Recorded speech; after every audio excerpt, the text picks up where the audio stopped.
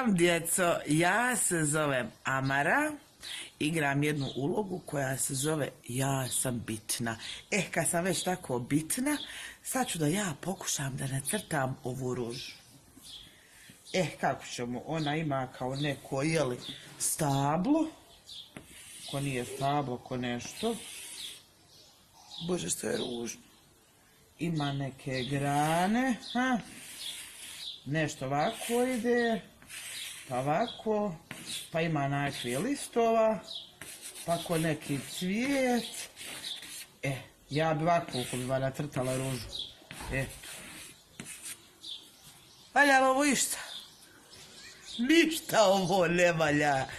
Draga djeco, mi odrasli bi volili da mi ovo znamo raditi, da mi znamo nacrtati ružu, da znamo nacrtati tulipan, da znamo nacrtati proljeće, pa čak što više da znamo nekad i neku pjesmicu o tome svemu napisati, ali ne znamo.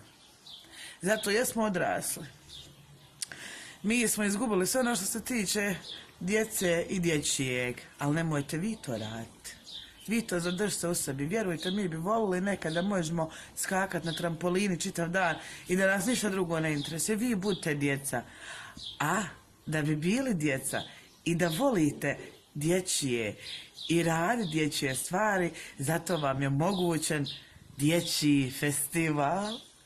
Ja jedva čekam da vidim sve moguće crteže, pjesmice, recitacije. Zato, draga djeco, sjedite, nema veze što se sada u kući, iskoriste to vrijeme da nacrtate najljepše crteže sa najljepšim bojama, da naš ovaj ružni, sivi, odrasli svijet ispunite bojama i šarenilom. Jer mi odrasli bez vas ne možemo živjeti bez vaših šarenih boja. Tako sad fino sjedite, uzmite papire, olovke, bojice, tempere, plasteline i pustite vašu maštu da se igra preko vaših rukica.